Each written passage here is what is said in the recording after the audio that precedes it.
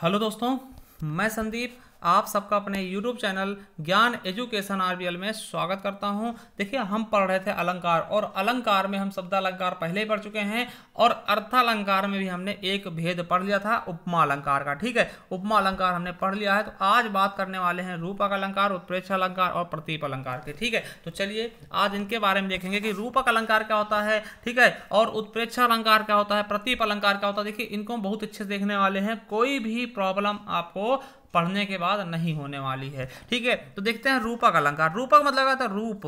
देखिए, किसी को रूप ही दे देना वही क्या है? रूपक अलंकार है। ठीक है, समझिए, जहां उपमेय को उपमान का रूप मान लिया जाता है दोस्तों, वहां क्या होता है? रूपक अलंकार। अब देखिए, एक आपके कानून को परीक्षा में पूछा गया था, इसी का क्या परिभाषा। देखिए, जहां उपमेय का निषेध करके उपमान का आरोप किया जाए वही क्या होता है? आपका रूपक अलंकार। समझिएगा, क्या रूपक अलंकार होता है दोस्तों। अब देखिए, यहां पर क्या होता है? किसी की तुलना नहीं की जाती। देखिए, हमने उपमा में क्या देखा था कि तुलना की जाती थी, यहां पर तुलना नहीं की जाएगी, उसको वही रूप ही दे दिया जाएगा दोस्तों। पहले हम समझते हैं, बाद में इसके हम शॉर्ट तरीके समझेंगे, एकदम पहचानने के एकदम शॉर्ट तरीके। ठीक है, चलिए देखिए उदाहरण देखते हैं, क्योंकि उदाहरण ही रट लीजिएगा। अगर आपको समझ नहीं आता उदाहरण रट लीजिएगा, ये ऐसे बाहर उदाहरण आने मुश्किल है। ठीक है, देखिए, समय सिंधु चंचल है भारी। देखिए, यहां पर समय का सिंधु से तुलना नहीं की गई, यहां पर सिंधु समय उसको सिंधु ही कह दिया गया। ठीक है, सिंधु रूपी समय चंचल भारी है ना, मतलब कि सिंधु रूपी समय क्या है? बहुत भारी है।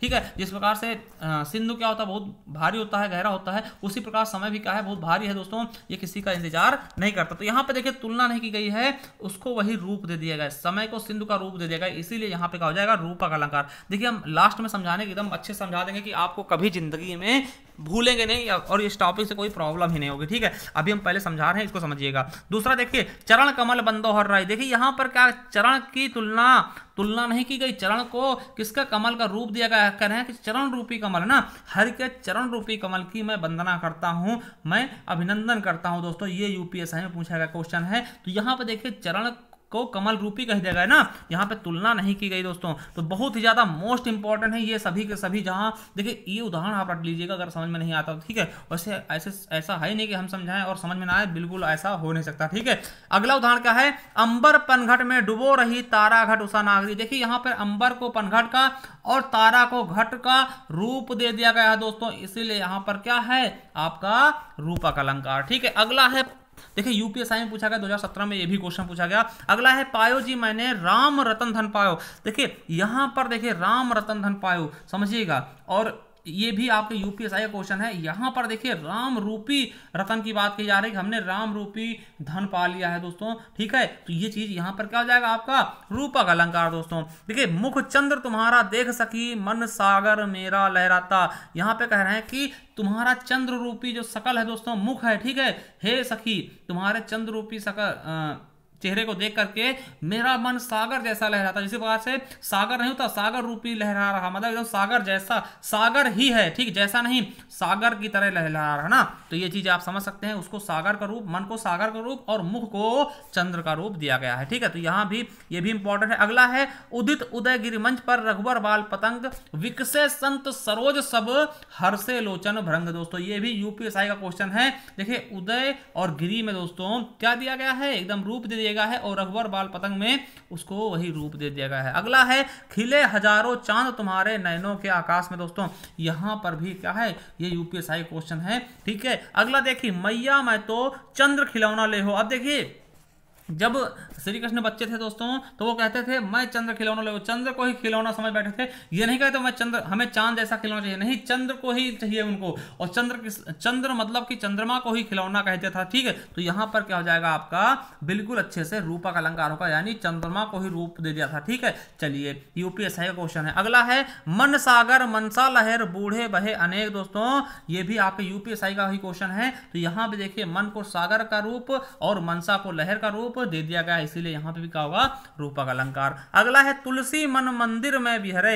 यूपीएससी 2017 में पूछा गया क्वेश्चन है कि तुलसी मन मंदिर में बिहरे। दोस्तों, तो बिल्कुल अच्छे से हो जाएगा। अगला है, प्रश्न चिन्हों में उठी है भाग्य सागर की हिलोरें। 2017 में पूछा गया क्वेश्चन है यूपीएससी के। ठीक है, अगला है, देखिए भाग और सागर में क्या है आपका रूपक अलंकार है। बसंत में नाचा बहुत मेरा मन मयूर, देखिए मन रूपी मयूर की बात कर दी गई कि बसंत में बहुत नाच रहा था, ठीक है। तो ये भी इलाहाबाद हाई कोर्ट परीक्षा में पूछा गया क्वेश्चन है, ठीक है। अगला है बिरह हस्त तन साले घाय करे चितचूर, दोस्तों यूपीएसआई का क्वेश्चन है। और देखिए यहां भी क्या है, विरह हस्त में क्या है दोस्तों, रूपक अलंकार है। यह जीवन क्या है, निर्झर, देखिए ये जीवन किस रूप, कैसा रूपी है, निर्झर रूपी है दोस्तों। तो यहां भी क्या हो जाएगा आपका, यूपीएसआई में पूछा गया क्वेश्चन है, रूपक अलंकार होगा, ठीक है। देखिए अगर आप नहीं पहचान पा रहे हो दोस्तों, तो एक चीज याद रखना दोस्तों कि जब भी किसी भी दो वाक्यों के बीच में अगर ये लिख जाए योजक चिन्ह, ठीक है, और योजक चिन्ह के बाद सा सी से सरिस ना आए, क्या सा सी से सरिस ना आए, अगर सा सी से सरिस आएगा तो वो उपमा अलंकार हो जाएगा दोस्तों। अगर सा सी से सरिस नहीं आता तो वो रूपक अलंकार आप लगा देना अगर ऑप्शन में। देखिए आप देख सकते हैं यहाँ, देखिए विरह हस्त के बीच में लगा है, ठीक है, विरह हस्त के बीच में लगा है, यहाँ मन और मयूर के बीच में लिखा है, यहाँ भाग्य और सागर के बीच में लगा है दोस्तों, ठीक है, यहाँ मन मंदिर में लगा है, और यहाँ पे देखते हैं, ठीक, मन मंदिर के बीच में लगा है योजक चिन्ह, मनसा लहर में, चंद्र खिलौना में दोस्तों, ठीक, ये क्या करता है, उनके बीच में तुलना करता है, सॉरी उनको वही रूप देता है ना, ये लगा हुआ है, ये लगा हुआ है, ये लगा हुआ है, और मुख चंद्र में लगा हुआ है। इस तरह से आप देखेंगे तो हर एक में मिल जाएगा, ठीक, लगभग हर एक में मिल जाएगा दोस्तों, ठीक है। और देखिए अगर इसके बाद साथ ही सरिस आता तो आप तुरंत पहचान जाओगे क्या है, उपमा अलंकार है, ठीक है। तो चलिए हम उस परीक्षा देखते हैं, फिर इसके बाद आपको अच्छे से बताएंगे किस प्रकार से आप तुक्का मार सकते हो, मतलब तुक्का क्या आप सही से कर सकते हो, ठीक है। चलिए उत्प्रेक्षा अलंकार क्या होता है दोस्तों, उत्प्रेक्षा अलंकार समझिएगा, जहां उपमेय में उपमान की संभावना अथवा कल्पना कर ली गई हो वहां उत्प्रेक्षा अलंकार होता है। और यही सेम का सेम जो पैटर्न है दोस्तों, सेम की सेम परिभाषा है दोस्तों, यूपी टीजीटी 2002 में पूछा गया क्वेश्चन भी बन गया था, ठीक, 2002 में यही क्वेश्चन पूछ लिया गया था। देखिए इसकी पहचान क्या होती है, सबसे सरल होती है, मन मानो जनहु जन जानो, ठीक है, ये जानू वानू नहीं, इसमें जनू आ गया ना, जनू जानो, है ना। तो ऐसे सेंटेंस अगर दिखते हैं आप तो उत्प्रेक्षा अलंकार आप बता देना, ठीक है। चलिए बहुत बार पूछाते हैं ऐसे, तो आप समझ सकते हैं ना, इसमें तुलना नहीं की जाती, मानो, इसमें कल्पना करते हैं, मानो कि वो होगा ऐसा ना।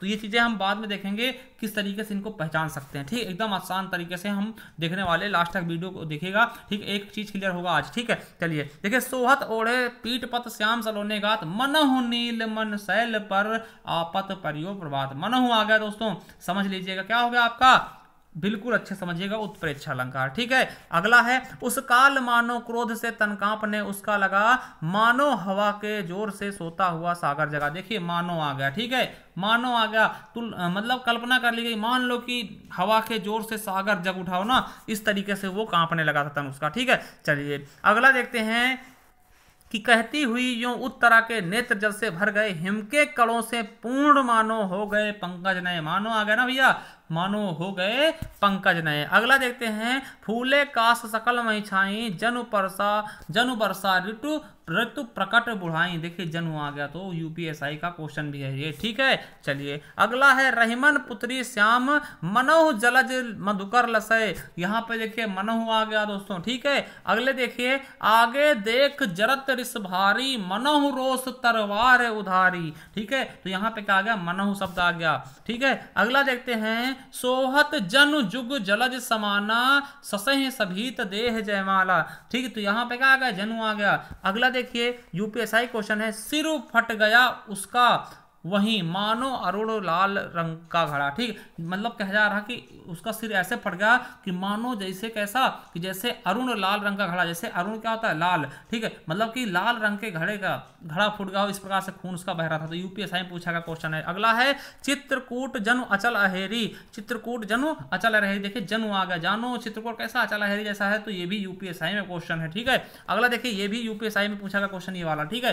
देखिए, ले चला साथ में तुझे कनक ज्यों भिक्षु लेकर स्वर्ण जनक, देखिए ज्यों आ गया दोस्तों, ठीक है। अगला है, अति कटु वचन कही मानहु लोन जरे पर देई, है ना। देखिए 2017 में पूछा गया, यूपीएसआई में कह रहा कि अति कटु वचन कहा, जैसे इस तरह कड़ुए वचन कह रहा है, मानो लोन जरे पर देई, मतलब कि जले हुए देह पर नमक लगा रहा हो, इस तरह से कटु वचन कह रहा है, मतलब बुरे वचन कह रहा है, वो बुरी बातें कह रहा है, ठीक है। तो यूपीएसआई में पूछा गया ये क्वेश्चन है दोस्तों, तो समझ गए होंगे, ठीक है। तो देखिए अभी हम हर एक चीज के बारे में बिल्कुल अच्छे से एग्जाम्पल देने वाले हैं। अब चौथा हम देखते हैं प्रतीप अलंकार, फिर इनके बारे में थोड़ा सा एकदम शॉर्ट में देखेंगे, किस प्रकार से आप देखते ही पहचान लेंगे, ठीक है। देखिए ये है उपमा अलंकार का होता है उल्टा होता है, समझिएगा। ये जो प्रतीप अलंकार दोस्तों समझिएगा, ये क्या होता है, उपमा अलंकार का उल्टा होता है। मतलब इसमें उपमेय को उपमान कर देंगे और उपमान को उपमेय बना देंगे। क्वेश्चन आएगा कि उपमा अलंकार का उल्टा कौन सा अलंकार होता है, तो प्रतीप कर देना, ठीक है। देखिए उसमें क्या करते थे, किसी जो छोटे वस्तु की तुलना हम बड़ी चीज से करते थे, किसमें, उपमा में।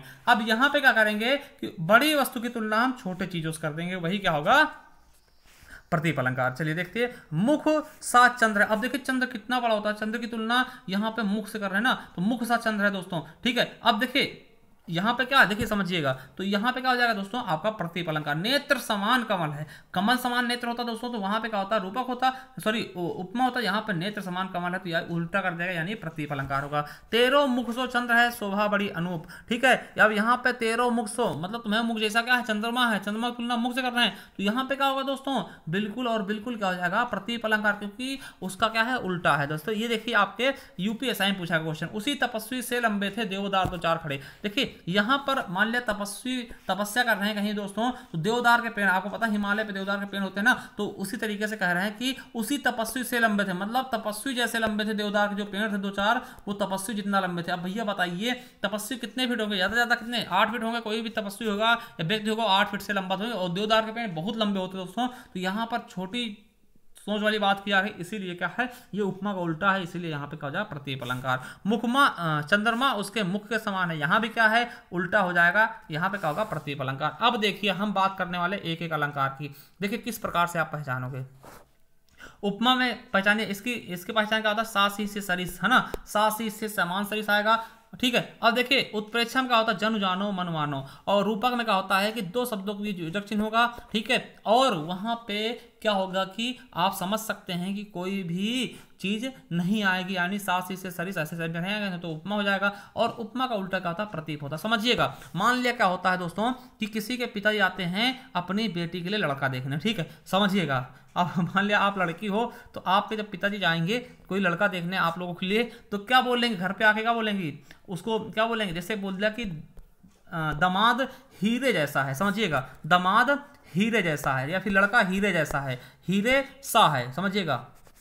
एक बार समझने की कोशिश करिएगा, ठीक, कह दिया कि लड़का क्या है, हीरे सा है, हीरे सा है ना, लड़का हीरा सा है, लड़का, थोड़ा सा लिखते सही से, लड़का हीरा सा है, लड़का हीरा सा है ना, हीरा सा है। तो अब देखिए यहाँ पे कौन सा अलंकार होगा, इन्होंने क्या किया, आपके पापा ने क्या किया है कि लड़के की तुलना किससे की दी है, हीरे से, मतलब श्रेष्ठ चीज से कर दी है, और यहाँ पे क्या आ गया, सा है, लड़का हीरा सा है। अब आप लोग पूछेंगे पापा लड़का का हिसाब देखने गए थे, तो क्या बोलेंगे पापा, लड़का हीरा सा है ना, तो हीरा सा है मतलब क्या, उन्होंने उसमें उपमा अलंकार बिठा दिया। तो आप बोलिएगा पापा आप उपमा अलंकार बता रहे हैं, ठीक है, लड़के के बारे में नहीं बता रहे हैं, ठीक है। अब वहीं आपने पूछा कि लड़का कैसा है दोस्तों, तो उन्होंने कहा लड़का मानो हीरा सा है, कहें मानो हीरा है लड़का ना, मानो हीरा है लड़का, हीरा है लड़का, है ना, हीरा है लड़का। तो अब देखिए इसमें कौन सा अलंकार होगा, उन्होंने कहा मानो लड़का हीरा है ना, मानो हीरा सा लड़का है, या मानो हीरा है लड़का ना, तो ये देखिए मानो मतलब क्या, कल्पना कर लो कि हीरा है। अब देखिए मानो हीरा है मतलब जहां पे कल्पना कर दी जाए 50-50%, भाई मान लो कर हीरा है, अब हो या ना हो, है ना, तो यहाँ पे क्या होगा आपका उत्प्रेक्षा अलंकार, ठीक है, मानो हीरा है तो उत्प्रेक्षा अलंकार, ठीक है। अब देखिए रूपक में क्या करेंगे, लड़का हीरा है, ठीक है, लड़का एकदम हीरा है, मतलब क्या, लड़का हीरा है आप कह दिया गया, तो क्या हो गया, अब देखिए यहाँ पे तुलना नहीं की गई, ना ही उसमें कल्पना की गई, एकदम हीरा ही है, तो लड़का हीरा है ना, ये कह दिया गया, तो एकदम से लड़की खुश की भैया बहुत अच्छा है लड़का ना। अब देखिए यहाँ पे तुलना कर रहे थे, और यहाँ पे क्या मानो कह रहे थे, मगर जहां पे अगर रूपक लग गया दोस्तों तो वहां सबसे अच्छा हो जाता, मतलब 100% वैल्यू दे दी जाती है किसी चीज को कि लड़का हीरा है, मतलब लड़का में कोई कमी नहीं, एकदम हीरा नहीं, मतलब हीरा जैसा नहीं, हीरा ही है लड़का, ठीक है, हीरा ही है, ठीक। तो ये क्या होता है आपका रूपक अलंकार। एक बार दोबारा देख लें, अगर पिताजी बोले कि लड़का क्या है, अब मान लें लड़के मतलब लड़की ढूंढने गए, तो कहते हैं कि क्या बहू जो है हीरा सी है, बहू हीरा सी है, वैसे होती नहीं है बहुएं हीरा, है ना, बहुत ही चालाक होती हैं, तो बहू हीरा सी है। अब देखिए बहू हीरा सी है, तो अब क्या हुआ, पापा ने क्या किसका यूज कर दिया, उपमा अलंकार का। अब वहीं कहते हैं कि मानो हीरा सी है बहू, है ना, बहू मानो हीरा सी है, मानो हीरा सी मतलब थोड़ा बहुत इधर उधर देखा मैं सही सलामत नहीं ना, कुछ बहुत कमियां हैं, तो मानो हीरा सी है, मान लो हीरा सी है ना, तो क्या हो जाएगा, मान लो हीरा है बहू, है ना, मानो हीरा है बहू, है ना, तो क्या हो जाएगा, उत्प्रेक्षा हो गया। ठीक है, तो मतलब थोड़ा बहुत कंफ्यूजन कर देगा, मतलब कि ठीक है। अगर कह दें कि बहु हीरा है ना, बहु हीरा है, तो ये होगा दोस्तों, बहु हीरा मतलब बहुत अच्छी, अब तो शादी कर लेनी चाहिए ना, बहु हीरा है, तो ये क्या होगा, रूपक अलंकार। ठीक है, अगर कहते हैं हीरा बहू है, कहते हैं हीरा बहू है, तो क्या हो गई, हीरा बहू है तो प्रतीक हो गया, मतलब हमने क्या कहा, उसका उल्टा कर दिया, उपमा का उल्टा। तो आई होप आप समझ गए होंगे। अगर फिर भी कोई दिक्कत है तो आप हमें कमेंट बॉक्स में कमेंट कर दीजिएगा। अगर बिल्कुल समझ में आया तो बताइए गुरुजी बिल्कुल समझ में आएगा, कोई दिक्कत नहीं, तो हम आगे अगला पार्ट लेकर के आने वाले हैं आपके लिए। चलिए थैंक यू। अब देखिए अगर वीडियो पसंद आई तो लाइक करना, चैनल सब्सक्राइब जरूर कर लेना। ठीक है, बहुत मेहनत लगती है। चलिए थैंक यू, धन्यवाद।